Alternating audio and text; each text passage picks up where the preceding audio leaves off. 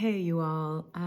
As February is the month of love, right? We've got just had Valentine's Day, and maybe some of us are thinking about our romantic life and our love life and wondering, what it is that we can do to feel a little bit more connected in our love lives. And I think there's a lot of misinformation out there about how to cultivate connectivity, how to cultivate intimacy, and where it actually stems from. And according to Ayurveda, um, getting a sense of connection and intimacy with anyone else first starts with a connection and intimacy with yourself.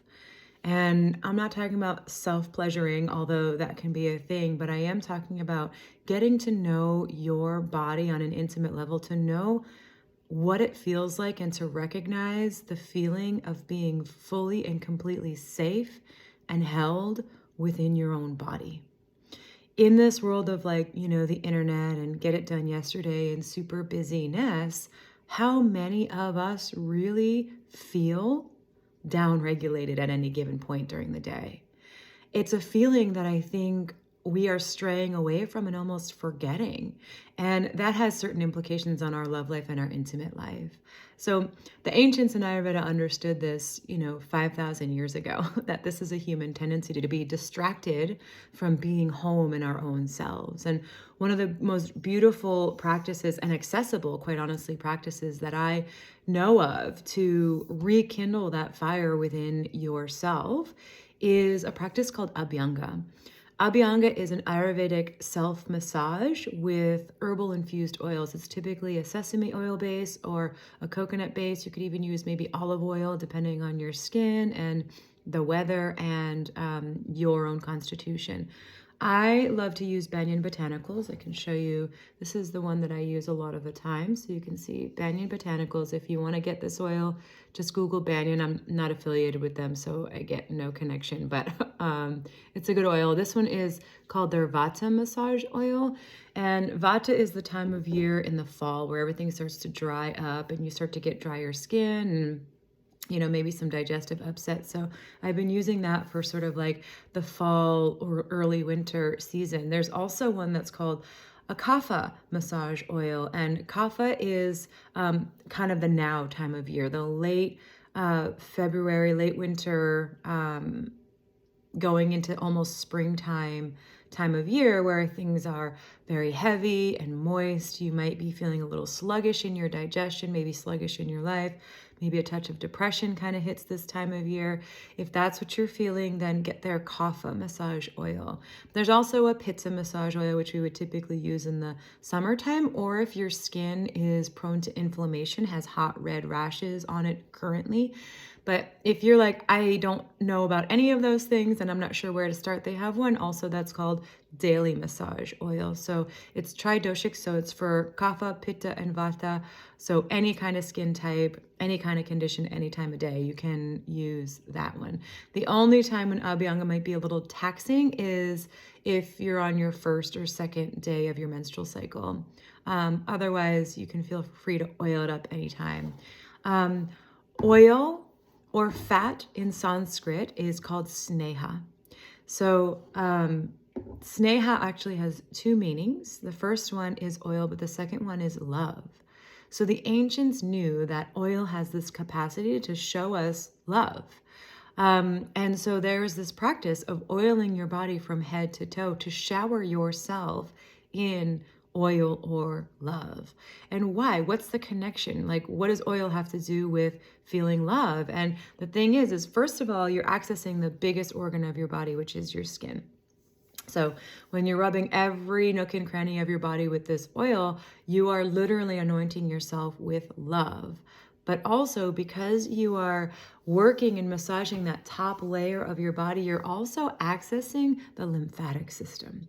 And the lymphatic system is what's responsible for the delivery of all of your hormones. So the ancients knew that somehow massaging the skin with fat or even eating fat in the diet would access this biophysiology of the hormone delivery. It would make you feel better. So that's kind of the magic and the science behind Abhyanga. And so the way that you would do it is you would take your oil, I like to put it in a little glass jar or some glass cup. Put, 3 to 4 tablespoons in a glass cup. Put it in a hot water bath. So I like to boil some water, pour it in another cup, and then sit the smaller cup in there so the oil is slightly warmed up. And then you just start from head to toe. So you can start with your hair and really move your scalp around so the oil gets into your scalp. Rub your face with the oil, inside your nose, inside your ears, down your neck, being sure to get the lymph nodes that are right here. And then when we get to the lower part of the body, the idea is that we're going to go from head to toe, but we're going to move the lymph up towards the heart so the heart can circulate all the lymph and hormones and filter everything out for us. So when we get to hands and feet, we're going to make sure that we get all of the bottoms of the hands and feet in between each and every toe and finger, and then up the hand or the foot. And then when you hit the joints, you'll rub in a circular motion. So all the joints have a circular motion. Then when you get to long bones, like your shin bone or your forearm, you're just going to do long strokes with the oil. Up the forearm, up the legs, and again on the knees and elbows, a circle.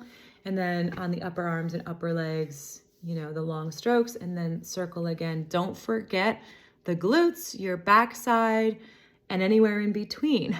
All those places are safe to apply this oil, and you're going to shower afterwards, so you don't have to worry about it, okay? Especially if you're worried about your hair or your face, you will shampoo and wash your face afterwards, so it's all good. You're going to be pulling in your belly. When you apply the oil to your belly, number one, focus lovingly on the belly button, right? The belly button was the first place where we received nutrients. That was our first literal lifeline. So spend some time there and honor the energetic of this first place of nourishment for our bodies. And then when you do get to the rest of your belly, you're going to do a clockwise motion of rubbing, right? So it's going to be right belly across the top, down and around. So clockwise motion of rubbing the oil on your belly. And then you can drag it up to your heart. So just as a side note for my ladies, actually men as well, we all have another lymph node right here in our armpit, and you can kind of feel it. There'll be a more tender spot in your armpit, and you'll feel that's where another lymph node is, and you can massage that out. Just pay a little extra attention to that part. For my ladies, you could do a breast massage at this point, which is really good for, one, just checking your anatomy, number one, for any lumps and bumps or anything that shouldn't be there, but also stimulating lymphatic flow through the breast tissue. There's a lot of lymph flow that lies underneath the breast tissue, so also really beneficial. And just remember, when you're doing this exercise, play some music, make sure you're nice and warm, get yourself all set up, maybe sit on a towel. Make sure you have a good 20-30 minutes alone so you're not disturbed, and make it meditative, and just, really focus on that. What you are doing is showering yourself with love from the outside in.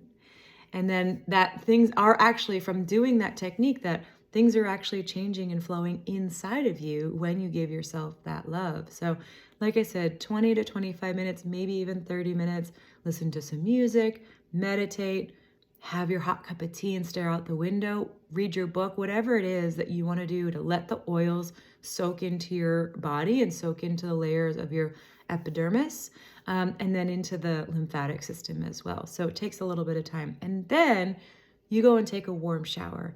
And we all know when you take a warm shower, your pores open up, so that lets the oil absorb into your body just a little bit more.